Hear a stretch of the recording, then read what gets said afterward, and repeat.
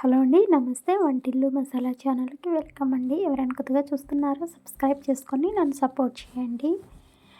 కాకరకాయని తీసుకొని పీలంతా తీసి ఇట్లాగా ఒక ఘాట్లాగా పెట్టుకున్న తర్వాత 1 టేబుల్ స్పూన్ పసుపు, అలాగే 1 టేబుల్ స్పూన్ సాల్టు, నిమ్మకాయ సైజ్ అంత చింతపండు, అలాగే 2 టేబుల్ స్పూన్ పెరుగు యాడ్ చేసుకోండి.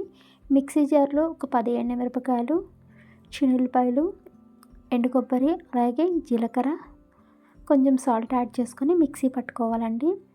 మిక్సీ పట్టుకున్న స్టఫింగ్లో ఆ కాకరకాయలు ఉడికిన తర్వాత ఇట్లాగా స్టఫింగ్ చేసుకొని 3 టేబుల్ స్పూన్ ఆయిల్ వేసుకొని ఆయిల్ హీట్ అయిన తర్వాత ఇట్లాగా మనం కాకరకాయలు గుత్తి కాకరకాయ టైప్లో ఇట్లాగా ఫ్రై చేసుకోవాలండి. చాలా బాగుంటుంది. పప్పుచారులోకి, రసంలోకి బాగుంటుంది. కొంచెం ఎండుమిరపకాయలు, అలాగే పచ్చిశనగపప్పు, ఆవాలు యాడ్ చేసుకొని కరివేపాకు యాడ్ చేసుకొని చాలా బాగుంటుంది. ఒకసారి ట్రై చేయండి. Thank you.